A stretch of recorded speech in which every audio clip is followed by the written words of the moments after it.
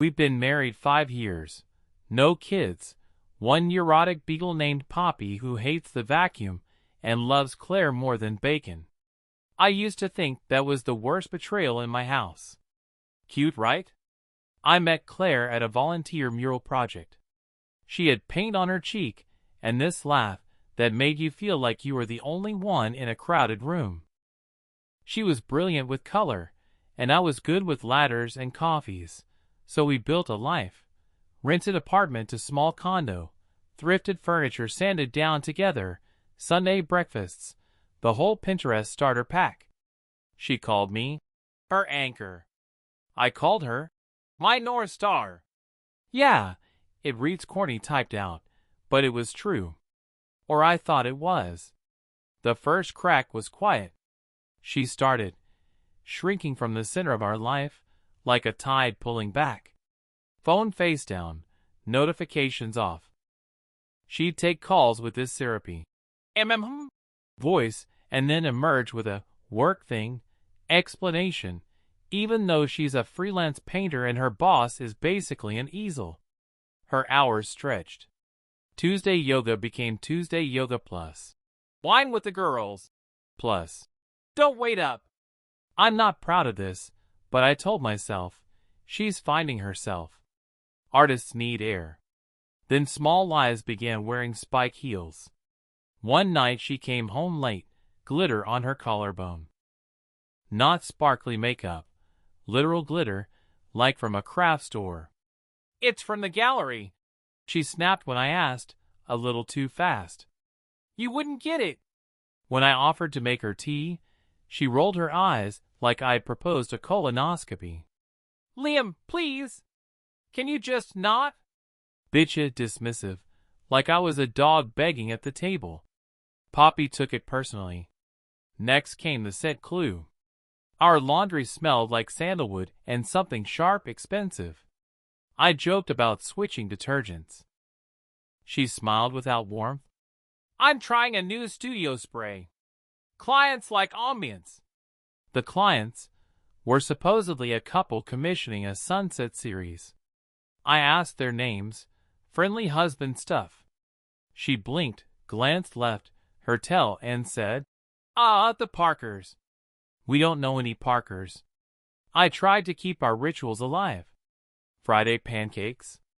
Saturday hardware store. Sundays at the flea market where she'd flip through frames and imagine new lives for faded portraits. She stopped coming, said she needed solo time to refill the well.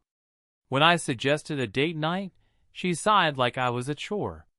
You're suffocating me with niceness, Liam. Then she tossed in, maybe try being interesting? It landed like a slap I pretended not to feel. Saving grace. My best friend Josh, 31M, noticed before I admitted it. Your light's dimmer, he said over bad coffee. Either replace the bulb or figure out who keeps flipping the switch. I laughed it off, but that night I watched Claire stand at the window with her phone, whispering. Poppy whined. Claire shushed the dog and mouthed. Later. He's here. About me. In my own living room. Sudden moments started popping like flashbulbs. Asterisk a lift charge at 2 a.m. to an address downtown she called. The supply store. Supply stores don't operate at 2 a.m. unless they're selling regrets. Asterisk a paint receipt for a brand she hates. When I asked, she said, tastes change, and gave me a look that said mine hadn't. Asterisk, find my ping glitching at the same street twice a week, a block with a dim little art gallery we used to wander before we got too busy. Asterisk her wedding ring sitting in the catch-all tray more often, with a careless clink that sounded like a door locking. I'm not naive. I read the same internet as everyone else. But when it's your person, your canvas and compass, you do mental gymnastics worthy of the Olympics to land on. It's fine. I told myself she was planning a surprise, or working through something she'd share when she had the words. I told myself the glitter, the lift, the ring, The whispers were puzzle pieces to a picture I just hadn't stepped back far enough to see. Then, last Tuesday, she came home electric. Hair wind-tangled, cheeks flushed like she'd run a mile, eyes bright in a way I hadn't seen around me in months. I said stupidly, "You look happy." She shrugged, mouth curling. "Some of us still live," she said, and drifted down the hall humming a song I didn't know. That was the moment my stomach dropped out. Not because I had proof, because I realized I'd been begging crumbs from someone eating a feast elsewhere. So I did the thing you do when your house starts whispering back. I waited. I listened. I made a plan that felt like betrayal even though I was the one being betrayed. One rainy night, when the sky stitched lightning across the clouds and the gutter sang, I watched her grab her coat, say, "Studio late," and step into the wet. I put on mine, clipped Poppy's leash, she whined. I left her, cowardice disguised as kindness, and followed. I tailed her like the world's worst detective, hood up, soggy sneakers, adrenaline doing drum solos in my throat. She took the sea line downtown, then walked 3 blocks past 2 closed cafes to a narrow, dim gallery we used to duck into on lazy Sundays. The sign was new, Halcyon / evening salon. Of course it was. Halcyon. Of course there was a salon. Through rain and glass, I watched the scene arrange itself like a painting that hated me. Low lamps. A long table draped in linen. Canvases propped along the walls, mostly sunsets, thick brush, wet light. Claire walked in with that quicksilver energy she doesn't spend on me anymore. A man stepped from behind a canvas and folded her into him like he'd been waiting all week. Their kiss landed under a smeared orange horizon. I swear I saw her wedding ring flash in the light, like the ring itself was in on the joke. Details, because details matter when you start doubting your own eyes. Asterisk, he wore a dark jacket, sleeves paint dusted, and that same sandalwood citrus scent that's been haunting our laundry. Asterisk, he whispered something that made her snort laugh, the real one I haven't earned in months. Asterisk, she handed him her ring, spinning it once on her palm before slipping it back on. Casual. Practiced. I snapped a photo. Hand shook so hard the first 3 were a modern dance of blur, but the 4th caught them clean. Her head tilted, his hand at her waist, my life framed in a gallery window like a cautionary tale. Then a sudden series of stupid, cinematic moments because the universe has an editor. 1. A passing car hit a puddle the size of a lake and baptized me in road water. I swore out loud. An intern from the gallery stepped out to smoke, and I threw myself behind a sandwich board that read 2 Sons. New work by Claire Hart and M. Parker. 2. The board clanged, the intern looked left-right, then shrugged and lit up. 2 Sons. M. Parker. The Parkers, huh? Not a couple client. A man. A name that matched the Parkers, lie, sharpened to one person. 3. My phone buzzed. A text from Claire, timestamped right now. Studio ran late. Don't wait up. Love you. I looked up at the glass. Inside, she was tracing his jaw with her thumb. I edged closer to the door, long enough for the intern to exhale a smoke ring and say, "You in for the preview?" I muttered something about meeting someone and grabbed a postcard from the stack by the entrance. It matched the board. 2 Sons. New works by Claire Hart and Marco Parker. Private preview, Thursday 8 p.m. We were supposed to do date night Thursdays. Guess she had a better booking. Inside, they moved between canvases, weaving in and out of sight. I heard enough to staple truth to the wall. Claire, soft, almost cooing. "He's harmless, Marco. He thinks my clients are this sweet older couple." Marco. "You're wicked." Claire, laughing. "He likes me sweet. You get the rest." Another text from her hit my phone while I watched her rest her head on Marco's shoulder. "You're the best, babe. Thanks for being patient." I took more photos.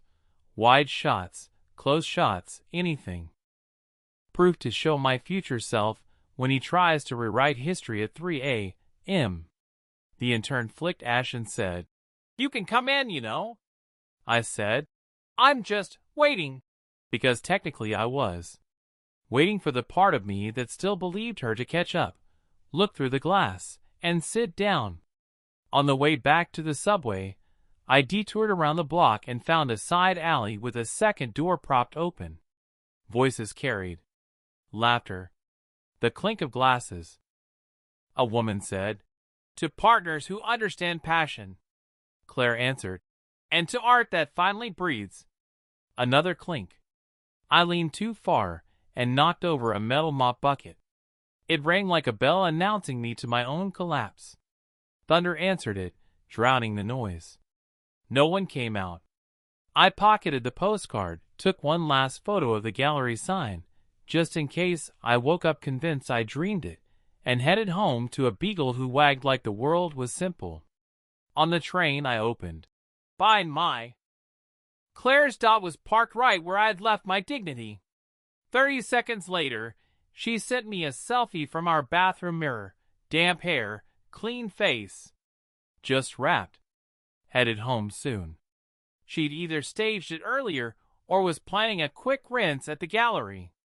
Either way, it was a life performed with muscle memory. When I got in, I laid out the evidence on the kitchen table like a cop in a TV show. Postcard, blur in and not photos, a laundry tag that still smelled like him. Rainwater pooled under my sleeves. The clock ticked like a metronome for a life I didn't recognize. At 12:41 a.m., the deadbolt turned. Claire floated in, cheeks flushed, hair a little wild. She kissed the air near my cheek and said, "Long night. Clients are exhausting." Then she saw the postcard on the table. Her smile twitched. Just a hair. Then it snapped back on. "Oh," she said, voice light. "You found that. Surprise?" Her eyes did the quick left flick, her tell, as if she could push me off the scene with one little lie. I didn't confront. "Not yet," I said. "We'll talk in the morning." She yawned in that exaggerated way she does when she wants to end a conversation and floated to the bedroom humming. I lay on the couch with Poppy pressed against my ribs and stared at the ceiling until the cracks arranged themselves into a map out of my life. Morning was coming. So was part 3. Morning came like a fluorescent bulb, too bright, humming with headache. I made coffee with the kind of care you give a loved one on life support. Claire floated in wearing my t-shirt like a trophy, hair up, phone in hand. She kissed the air near my cheek again. "Morning, anchor," she sang, then clocked the postcard and photos still on the table. Her face did a quick reboot, smile, glitch, smile. "Oh my God, Liam. You're being dramatic." She picked up the postcard. "This was supposed to be a surprise. Collaboration. Press. You ruined it.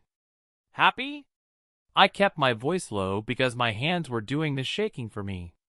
"I watched you kiss him under a painting called Two Suns with your name on the wall," she snorted. "That? It's a European greeting. We were practicing a performance piece about intimacy and perception. You wouldn't understand the context." Then, like a switch flip, she went bittersweet. "Also stalking? In the rain? Yikes."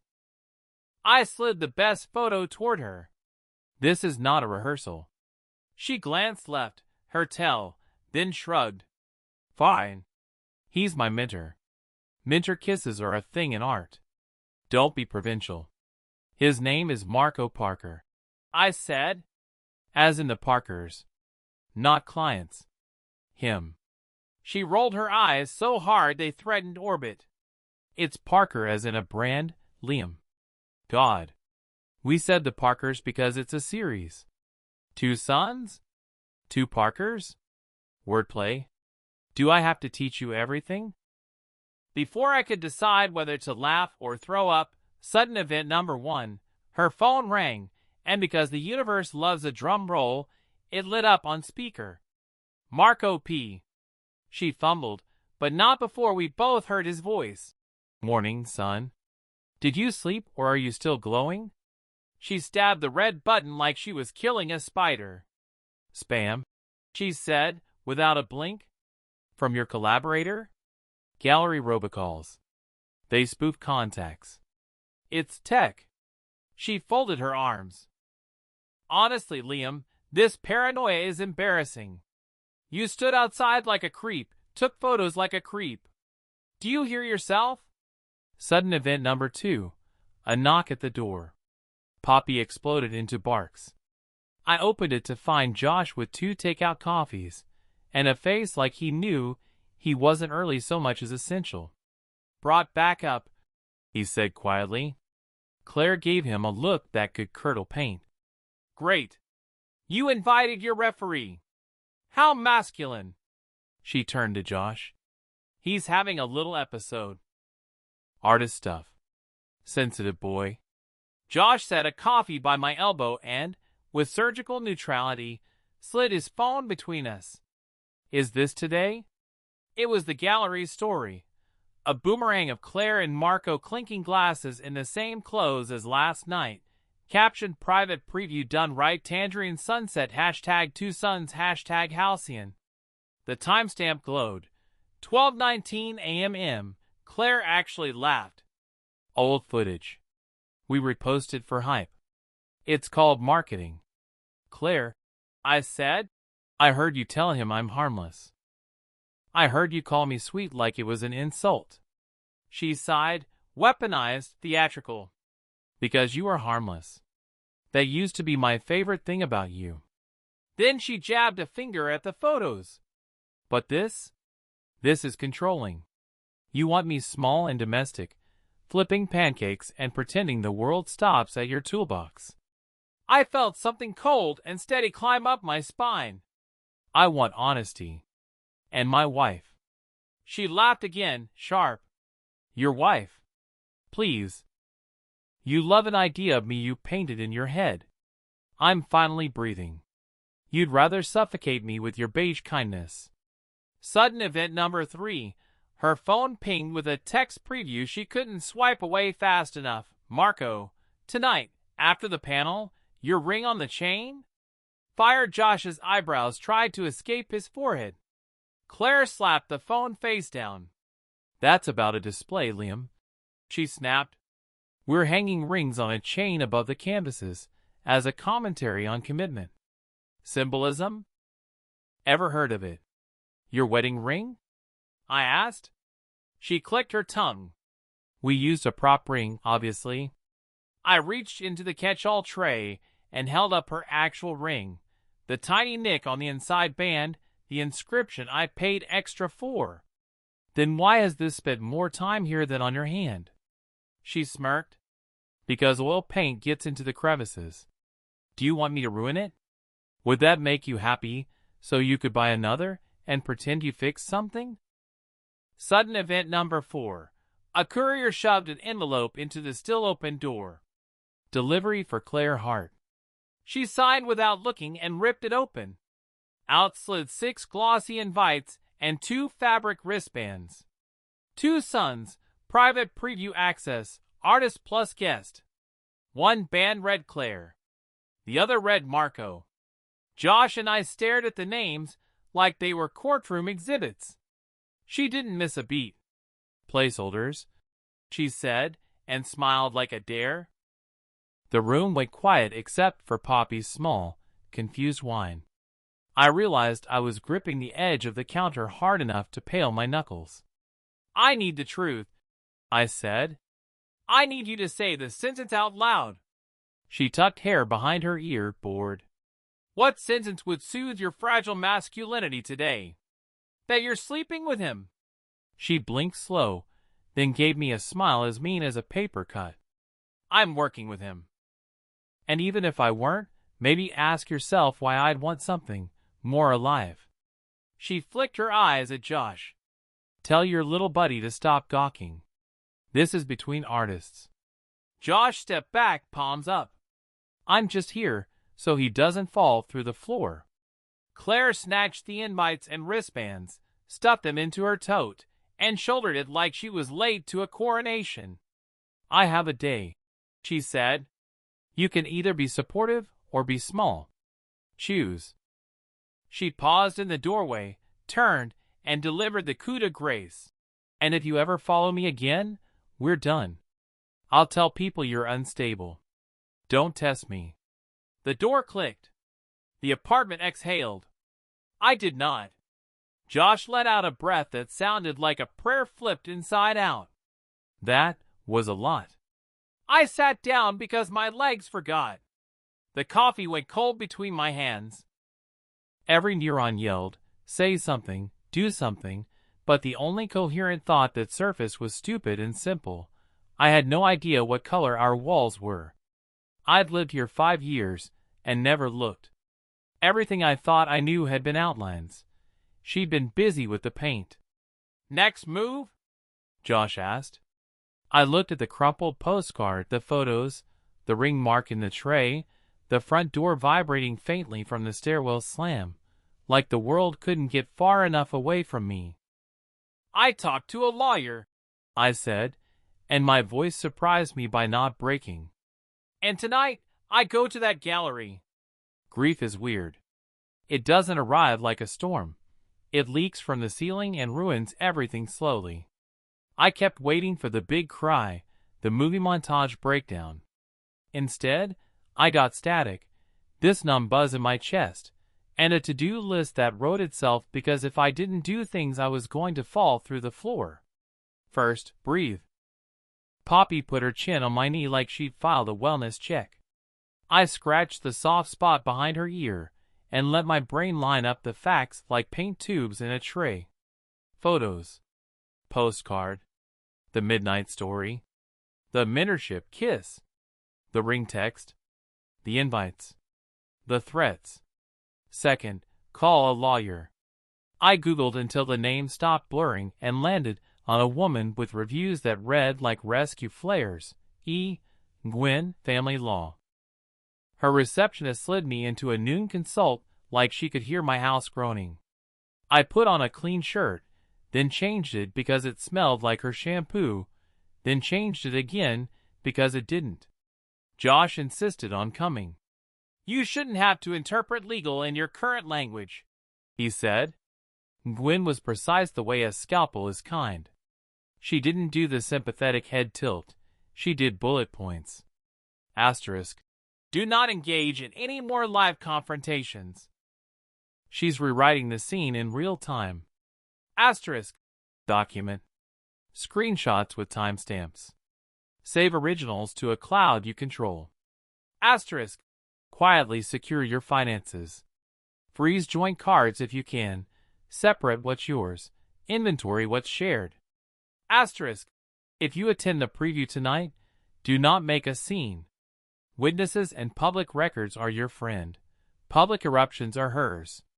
Asterisk. Schedule a full panel STI test. This is not about shame. It's about health. Asterisk. If she threatens to call you unstable again, write it down verbatim. Patterns matter. That last one felt like a slap and a kindness at once. I wrote everything down. When I hesitated over the STI line, Gwen said, softer, people who lie about little things rarely tell the truth about big ones. On the sidewalk after sudden event number 1, a bank alert pinged, $342.80, the Canvas House. A boutique hotel 3 blocks from House Inn. Timestamp, 2:06 a.m.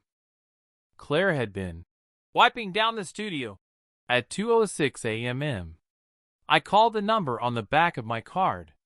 The rep was very sorry to hear about the odd charge. Yes, it was an overnight. Yes, 2 guests listed. Yes, a note. Late checkout, artist rate. I thanked the rep like we just discussed whether. Josh cursed into his coffee. That's not a paintbrush. he said, then apologized to the air like he'd offended it. We did the boring, necessary stuff. I changed my iCloud password. I logged out of the shared iPad and back in under me. I turned off location sharing, which felt like amputating hope, and then turned it back on because I wanted the map of her to show me an exit.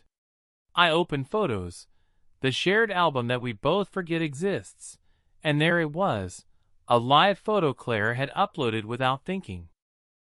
A glass of wine catching light, her painted fingernails on a linen tablecloth, and, when I held my thumb, the camera panned just enough to catch Marco's reflection in the window, leaning in to kiss her temple. Her caption, "Work dinner." It was dated last Thursday, the night she told me she had meditative solo studio hours.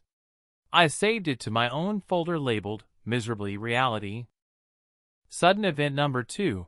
A text from our upstairs neighbor, Teresa, who has the observational powers of a falcon, landed like a brick wrapped in gingham. "Hey! Random, but do you still want the spare key back? Claire gave one to a guy last week. Tall, painty jacket. I assumed it was a studio assistant. If not, EW, sorry." I stared at the screen long enough for the letters to swim. Josh exhaled a low whistle. "He's been here," he said, voice flat. I walked our apartment like it was a crime scene, and I'd lived in it wrong. On Claire's side of the closet, a skinny leather cord with a tiny clasp, short enough for a ring. In the studio nook, a canvas leaned face down, a corner peaked. A sunset over a shoreline I recognized because I took the photo it was based on our honeymoon. I flipped it over and had to sit down. The painting was us at the waterline, heads together, except my shape was a ghostly underdrawing, half erased, and in the foreground, half hidden in wet brush, was a man's hand holding a ring on a chain. The signature at the bottom corner, C.H. plus M.P. Not initials for mixed paint. I put it back exactly as I found it, because evidence and also because if I didn't, I was going to launch it off the balcony. The numbness stirred, finally, and anger pushed through like a hot knife. Not the cinematic rage that flips tables. The slow, precise kind that makes your voice very calm. I said out loud to nobody, "You don't get to make me the villain of your masterpiece." Then sadness sucker punched me. It came with stupid details. The way she used to tuck her cold feet under my calves while we watched shows. The grocery list she drew in tiny sketches. Banana looked like a moon. The dent her head has made in her pillow that I still smooth when I make the bed alone. I sat on the kitchen floor with Poppy and let my face finally do water. Poppy licked salt from my cheek like she was reclaiming me. I texted Claire one neutral line. "Got your preview invite. I'll be there."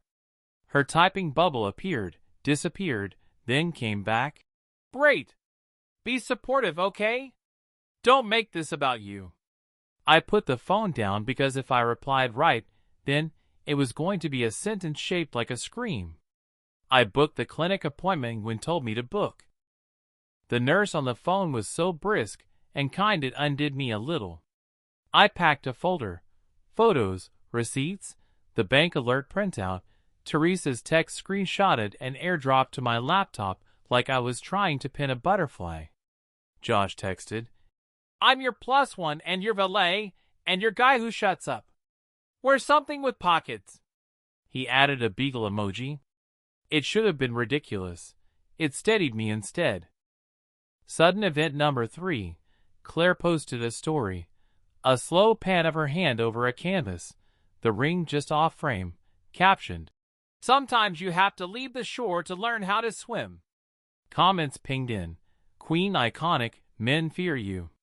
She replied with hearts. I muted her. It felt like sticking tissue on a gunshot. At 6 p.m., I stood in the mirror and didn't recognize the man in it. He looked older by a decade, jaw tight, eyes the color of dishwater. I straightened the collar, practiced one sentence. Congratulations on your show. Not an invitation. Not a plea. A sentence that closed like a door. On the way out, I tucked the folder into my jacket. Poppy tried to follow, and I almost took her with me, then pictured a white linen gallery and a grieving beagle and decided we both deserved better. I told her I'd be back. I told the apartment to please still be here when I was. The rain had rinsed the city clean and left it raw. I met Josh on the corner. He bumped my shoulder like we were 10. Game face, he said. We turned toward Halcyon and the sign that had my wife's name on it. Anger walked on my left. Sadness on my right. Somewhere behind them, a thin bright thread, acceptance, kept tugging like a future trying to get my attention. Tonight, I wasn't going to yank it. Tonight, I was going to watch, remember, and not let her paint me out of my own life. Halcyon smelled like citrus, wet wool, and money pretending to be ideas. A woman at the check-in table flicked through the guest list and said, "Artist bands are Claire and Marco only." Then, with professional pity, "You're Liam," I said. "Husband." Her eyebrows did a tiny apology. "We can do general." She slid me a paper sticker that said, "Hello, I'm supportive like a dare." Josh got the same and whispered, "Badge of honor, man." Inside, linen-covered tables, clinking glasses, the low murmur of people who pronounce process like it's French. Along one wall, the show, 8 canvases of sunsets and shorelines. Each label, C.H. plus M.P. A small glass vitrine in the center held a thin leather cord with a gold ring threaded through it. The placard read, "Commitment/combustion." My stomach dropped when I reached the 5th painting. I knew the horizon line because I took it, the honeymoon photo from our first night on the coast. The brush had swallowed me and left a shadow. The man in the foreground wore Marco's wrist tattoo, careful and visible. It felt like being buried and then memorialized by the guy who did the burying. Sudden event number 1. Claire swept in late like the last stroke on a finished canvas. Red silk dress, hair a calculated mess, my ring glinting on the chain. She clocked me, tilted her head, and pasted on a hostess smile. "Oh good," she stage whispered, air kissing past my cheek. "You came. Try not to radiate." Then to a nearby couple, "This is Liam. He's very practical. He keeps the light bills paid." They laughed. I swallowed glass. Marco materialized, all cheekbones and cologne. "Anchor," he said, smirking, like he'd heard the old nickname and was returning it bruised. He reached to shake my hand. I let him squeeze bone. "Thanks for lending us Claire," he added, eyes staying on me too long. "Wouldn't dream of getting in the way of work," I said. Josh coughed the word mentor into his cup and drifted away before I broke our no scenes pact. Claire tugged my sleeve toward a corner. "Listen," she said, voice honeyed and edged. "Please don't embarrass me. This is important." "I'm not here to embarrass you," I said. "I'm here to witness." She rolled her eyes. "God, can you not do courtroom poetry tonight?" Then, and stop staring at that painting like it owes you money. We transformed it. That's the point. Sudden event number 2, the curator, a crisp man with horn-rimmed glasses, stepped up for a toast. "To partnership," he said, "and to shedding what keeps us small." Claire lifted her glass, ring flashing on the chain like punctuation. Marco slipped an arm around her waist. Phones rose. I took my own photo, her smile curated, the ring in the vitrine, the label under the honeymoon theft. I found the curator after the clapping, introduced myself, and polite, surgical, said, "I shot the reference for shoreline number 5. Here's the original file with metadata and timestamp." I showed him my phone. He leaned in, blinked, frowned. "Did you license this to the artists?" he asked. I'm their husband, I said. No. He cleared his throat. Would you email me that? Tonight? He slid a card into my palm like contraband. 10 minutes later, a discreet not for sale dot appeared under shoreline number 5. Claire noticed, made eye contact with me across the room, and mouthed, "Really?" I shrugged, because reality had to hang somewhere. Sudden event number 3, my phone buzzed, bank alert, card declined, the Canvas House, 2014, reason, freeze/hold. I'd followed Nguyen's advice that afternoon.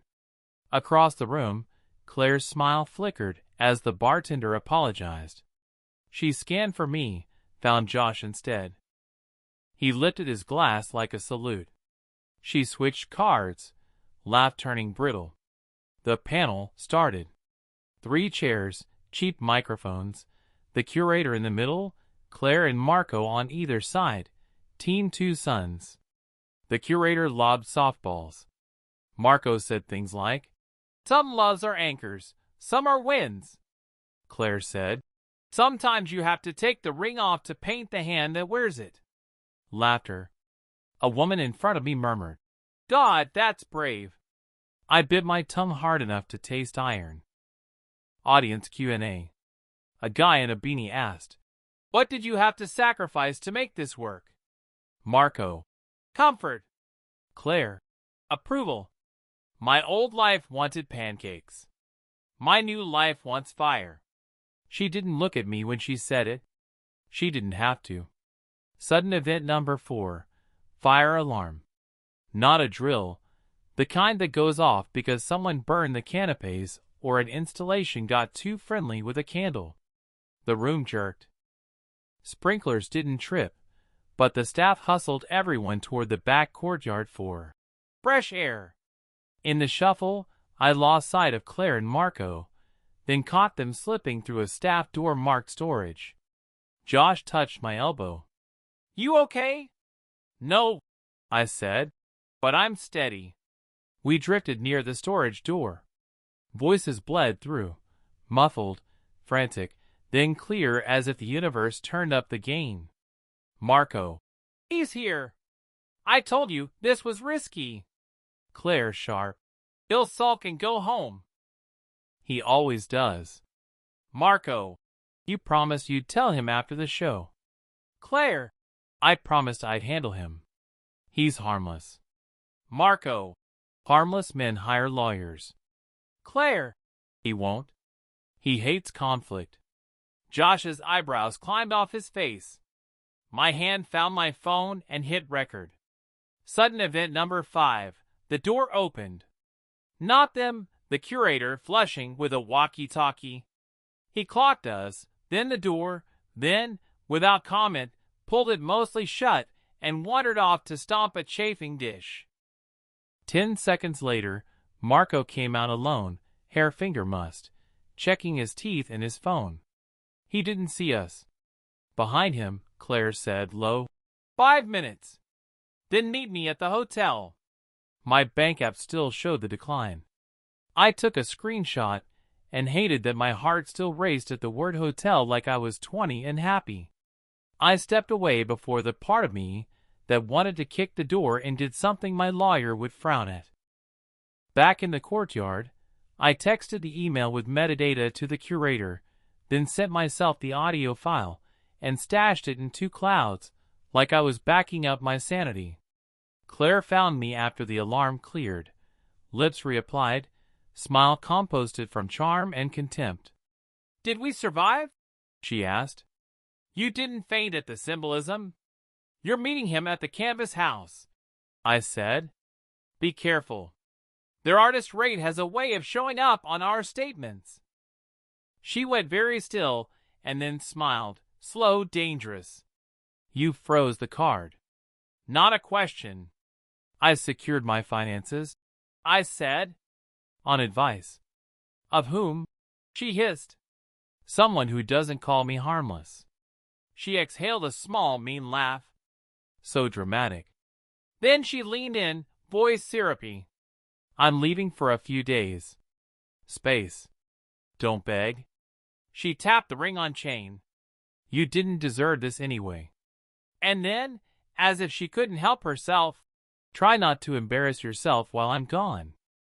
Sudden event number 6. Teresa, upstairs neighbor, Falcon Eyes, appeared with a friend, did a double take, and blurted too loudly, "Is that the guy who had your key last week?" Claire's smile froze. Marco looked up from across the room. Teresa flushed, realized she'd stepped on a landmine, and backed away mouthing sorry. Josh coughed into his elbow so hard it sounded like a laugh. That was the moment I felt the click inside, the one where the world realigns, and the door in your head with the sign state flips to exit. I told Claire, evenly, "I'll have my stuff sorted by Sunday. If you need the apartment, text me times you'll be there so I can avoid you." She blinked, caught off guard by the calm. "You're being childish." "I'm being done," I said. She scoffed, turned on her heel, and went back to her orbit. People clapped for nothing in particular. The ring in the vitrine threw a little circle of light onto the ceiling, like a small sun that refused to set. On the walk home, Josh didn't say much. He didn't have to. My phone buzzed. Gwen, somehow still at her desk, had replied to my late email with 3 words that landed like a lifeline. Document. Don't react. I unlocked the apartment, fed Poppy, and stood in the doorway of Claire's studio nook. The canvas with our honeymoon shoreline weighted face down. I didn't touch it. I didn't need to. I had finally learned which things to leave exactly as they are so they can testify later. Tomorrow would be calls and logistics and clinics and a locksmith. Tonight, I wrote this down so I won't forget the shape of the truth in the morning. I'm not the villain of her masterpiece. I'm the man finding the exit, one quiet step, one loud fact at a time. The morning after the show, I woke up with that peculiar calm you get after a tornado. Everything's sideways, but at least you can see the sky. I made coffee, put Poppy's bowl down, and started doing the uncinematic work of leaving. Step 1. Locksmith.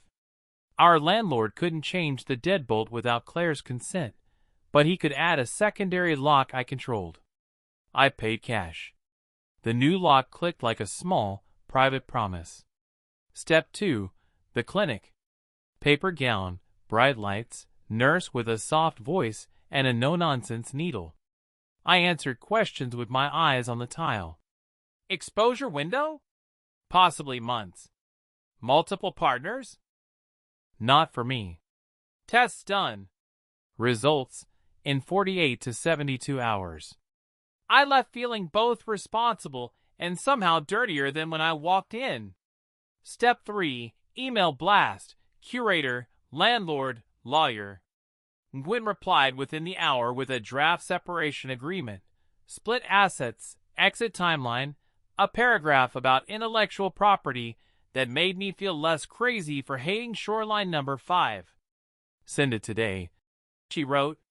Tone, neutral, factual. I sent it. Claire responded 12 minutes later. LOL, I can't read legal at brunch. Later. Then. Also take my name off the Wi-Fi. Boundaries kiss mark. The kiss emoji did something uncharitable to my soul. Sudden event number 1. Teresa, Falcon Eyes, texted a photo taken 20 minutes earlier, Marco in our stairwell, my spare key in his hand like a party trick. Just so you know, she wrote. I was still 2 blocks from home. I called building management. They sent the super up with me. When we turned the corner, Marco was in my kitchen drinking my orange juice out of the bottle. Delivery guy let me in, he said, like we were discussing the weather. I didn't yell. I held the new secondary lock key up between 2 fingers. You don't have this one, I said. You ever use that old key again, I call the cops and the landlord files a trespass notice. Consider this the last polite warning. The super backed me up with a solemn nod that said he hated drama but loved rules. Marco set the juice down, wiped his mouth with the back of his hand, which should be a misdemeanor, and smirked. Harmless men don't bluff like that. Then he left, whistling something tuneless. I wrote it all down because that's what the new me does. I packed in zones. Stuff that's me, stuff that's both of us, stuff that's a lie we bought together. I found the honeymoon Polaroids, a jar of seashells, and the sketchbook where Claire had drafted captions for the show. One page read, "Harmless men make beautiful ghosts." I shut the book and put it at the bottom of a box labeled evidence, mostly to stop myself from bleeding on it. Sudden event number 2, the curator called, not emailed, called, to say the gallery was pulling shoreline number 5 and scrubbing the image from their socials while they reviewed provenance. He spoke careful legalese, but the subtext was clear. This is messy. Please don't set us on fire. 10 minutes later, Claire posted a story, a black screen with white text. When small men feel big, art bleeds. I didn't take the bait. I screenshotted it and muted her again. The afternoon turned into a parade of dull miracles. The bank reversed the Canvas house charge. The landlord approved my short-term sublet swap if I chose to leave early. Josh found me a month-to-month studio across town that allowed dogs and, apparently, broken hearts. Gwen and I had a second call. She walked me through the separation draft like she was reading a recipe. No kid simplifies. You'll propose a 60-40 split in her favor on household goods if she signs within 2 weeks and stops using your images. If she refuses, we file, request temporary orders, and you stop being nice. I asked what "stop being nice" meant. It means boundaries with paperwork, she said. You've already tried kindness. Try enforceable. Sudden event number 3. My results came in early. Negative across the board. I sat on the clinic steps and let relief crack me open a little. I texted Josh a single checkmark. He responded with 7 confetti emojis and, "Happy clean day." It felt like the first inhale I'd had in months. Back home, I taped boxes and labeled them like chapters. Claire texted a time she'd swing by for essentials. I replied with the building's quiet hours, the new lock protocol, and a request that she bring my spare key back. She replied, "Oh no, it's my apartment too. Don't play cop." Then, almost as an afterthought, "You can keep the dog. I'm allergic to need." I stared at that line so long I memorized it against my will. Poppy, oblivious, snored against my foot. I scratched her ear and said, "You're my custody win." Sudden event number 4. A DM from Maya Marco's ex, apparently. I saw the ring-on chain in the vitrine. He did the same at Halberd last year. Same language. Same promises. I left. You will too. She attached screenshots, Marco texting parallel monologues to 2 women, the phrase, "Anchors versus winds," copy-pasted like a brand kit. I asked if I could forward to the curator.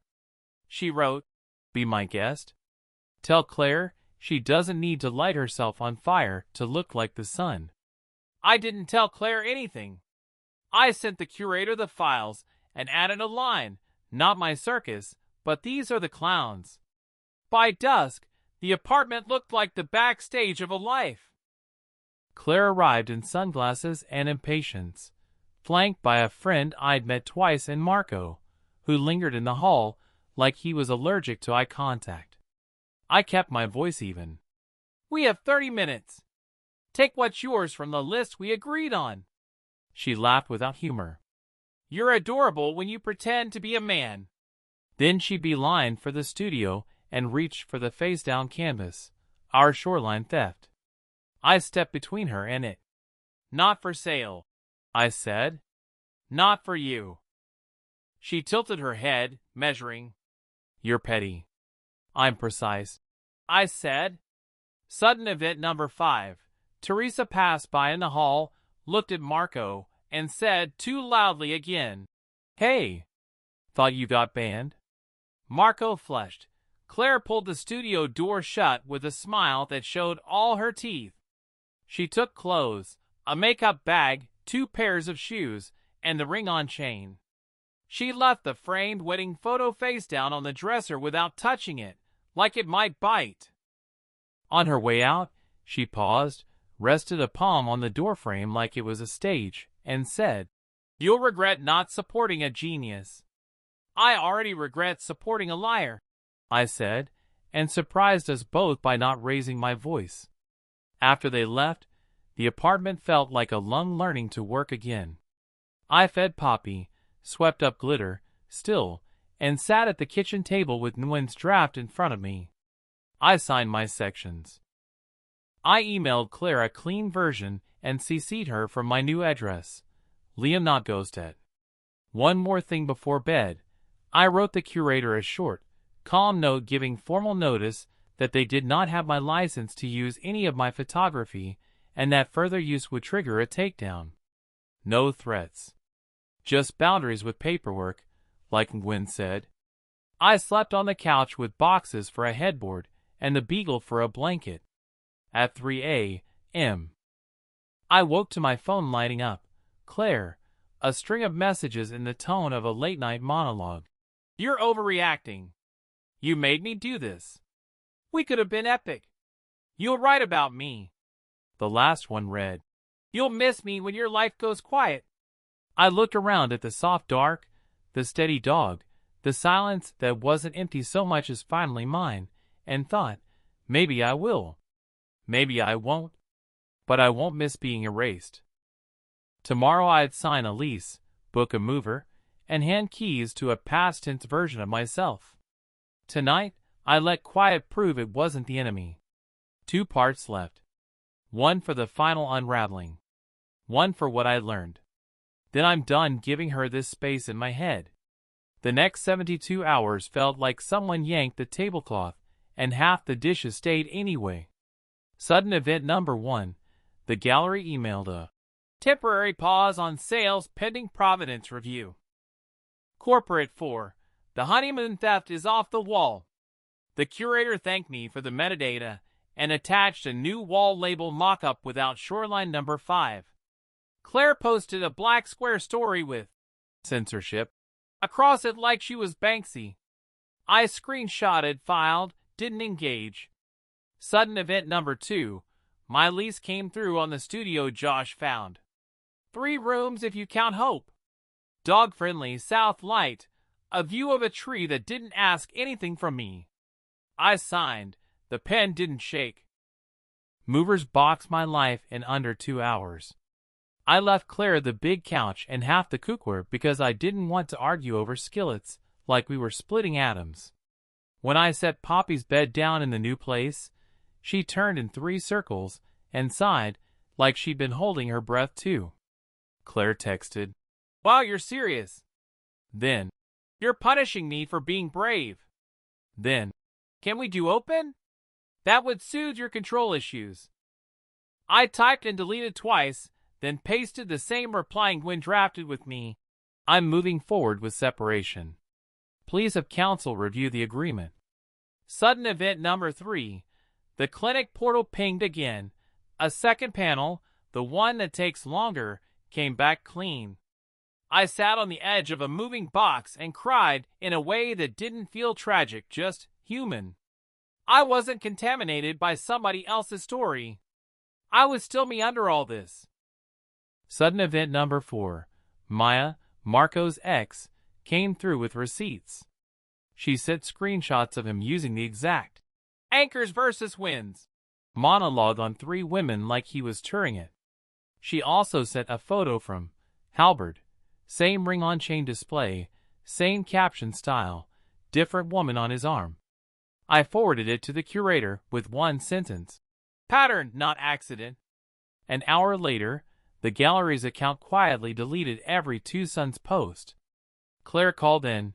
No emojis, no performance. Voice low, flat. "They pulled the show," she said. "Do you feel like a man?" I feel like someone who asked for my work not to be stolen, I said. Everything else is fallout from your choices. She laughed, sharp, a bit wild. Your work. You took a picture on vacation. I made it art. God, you love being small. Then softer, almost pleading. Just come over. We can talk without your little attorney in the room. My little attorney kept me from falling apart on your schedule, I said. If you want to talk, do it through counsel. Silence. Then the voice she used when she wanted a discount. Sugar with a razor in it. You'll regret this when your life goes quiet. It's already quiet, I said. And it's not a threat. That night, sudden event number 5, pounding on my new door at 1:10 a.m. Poppy barked like she'd swallowed a siren. I checked the peephole. Claire, mascara smudged, ring on the chain flashing like a hazard light. I started recording before I opened the security latch. Let me in, she said, half whisper, half command. No. She pushed hair off her face, went straight to melodrama. He left. Are you happy? He said I was too intense for a brand right now. He's worried about optics. He said I can keep the chain if I leave the anchor. She laughed wrong. I thought you'd like that line. I don't, I said. I like you safe. Go home. She pivoted fast. We can fix this. I'll do a statement. We were on a break. You love Ross and Rachel. The internet will forgive you if you're funny. We weren't on a break, I said. We were on a marriage. She rolled her eyes. God, you're so literal. You always were. Pancakes boy. Then the step closer, the voice dropped. Take the chain off me. Put the ring back where it belongs. Be brave for once. That landed like a trap and a dare and a memory, all at once. I kept my hand on the latch. Being brave is not putting the ring back on somebody who keeps using it as prop jewelry. She tried one more door. Shame. I made you interesting, Liam. Without me, you're quiet, I said. Yes. I'm fine with quiet. I told her I was calling a car. I did. I waited with the door locked while she paced the hall, muttering, half performance for the security camera, half prayer. When the ride arrived, she stood at the threshold and said, voice small for the first time, You're really choosing this? I'm choosing me, I said. You chose you months ago. She left. The hallway swallowed the sound of her heels. Poppy put her head on my foot like a sandbag on a tattered tent. Morning, sudden event number 6. An email from the gallery's lawyer, calm, immaculate, confirming they'd removed infringing work, offering sincere regrets for any distress, and asking for a release if when they complied with 3 bullet points I'd asked for, pull the images, issue a private acknowledgement of misuse, and return the physical canvas to me for storage pending any dispute. Gwen added a little gold star emoji next to the word, complied, when she forwarded it. The canvas came back bubble-wrapped in a car service with a clipboard for my signature. It felt both triumphant and stupid, like winning custody of a haunted mirror. Claire finally looped a lawyer. He was the kind who CCs 5 assistants and uses, whilst, in emails. We traded red lines for 2 days. I let Gwen be ferocious on paper, so I could be simple in person. Claire tried to keep my camera gear, and Gwen cited purchase dates. Claire tried to call Poppy. Ours! I attached the adoption contract with only my signature. Claire tried to fold in a clause that barred me from defaming her, and Gwen replaced it with, truthful statements supported by documentation will not be considered disparagement. I wanted that on a t-shirt. We signed in a conference room that smelled like old coffee and printer toner. No judge, just notary stamps thunking like gavel echoes. Claire wore sunglasses indoors and a blouse that announced not a care. Her knee jittered. She didn't look at me until the last page, when the notary said, "Congratulations on your new beginnings," in the way notaries do when they've stamped too many endings. Claire slid the ring and chain across the table. "Take your little circle," she said. "You never knew what to do with it anyway." I pushed it back. "Keep it," I said. "Art bleeds, remember? Use your own bandages." She made the face she makes when a joke bombs at a party and left without waiting for the copies. Outside, it was raining again. Josh was double parked, windows fogged, a to-go coffee with my name spelled correctly in the cup holder. He didn't ask how it went. He handed me a roll of quarters for laundry like we were 22 again. "New place tax," he said. We drove to my studio in the kind of silence that's full of words nobody needs to say. That night, I hung one thing on the wall, not the haunted canvas, not a photo. A cheap corkboard. Top left, I pinned the "Hello, I'm supportive" sticker from the gallery. Beneath it, I pinned a new one I made with a Sharpie, "Hello, I'm done." The unraveling had been loud. Alarms, door knocks, group emails, clapping for nothing, a chain catching light. The quiet after wasn't empty. It was space. I could hear myself in it. One part left. What I learned, and what I'd tell the next guy who thinks he can be a meal for someone who's hungry for applause. My first morning in the new place, the light came in soft and crooked through half-hung blinds. I made pancakes out of muscle memory and realized, halfway through flipping, that I didn't actually want pancakes. Poppy ate the extra one with the solemn dignity of a volunteer firefighter. I stood at the window with burnt coffee and let the quiet sit on my shoulders.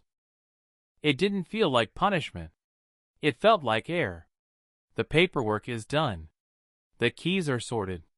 The gallery mailed me a bland apology and a check that covered framing and my pride just enough to be funny later. The haunted shoreline canvas is wrapped and leaning in a closet like a tamed ghost. I keep thinking I'll throw it out. I keep not doing it. Maybe I like having a relic of the moment I finally told the truth. Last text from Claire. "You'll write about me." Last text from me. "Only the parts that are mine." "Here are the parts that are mine." Asterisk the day I realized. Harmless is what people call you when your kindness is no longer useful to them. Asterisk the night a ring became a prop and I stopped auditioning for a role I already had. Asterisk the moment in a courtyard with a fire alarm screaming when I chose my exit over her audience. Asterisk the sound of a new lock sliding home. The click of a pen on a lease. The small relief of test results. Asterisk a beagle who naps like she's paid by the hour and reminds me to go outside. I started therapy. It turns out I'm not uniquely broken. I'm regularly human. The therapist said the word contempt like it was a diagnosis. "Relationships survive conflict," she said. "They don't survive contempt." You started hearing it in her voice and didn't want to call it by its name. We made a list of the moments I swallowed to keep the peace. It read like stage directions for my own disappearance. I told my parents the short version and my sister the long one. My dad asked if I wanted help moving. My mom mailed me a casserole and, inexplicably, a new bath mat. My sister said, "I love you."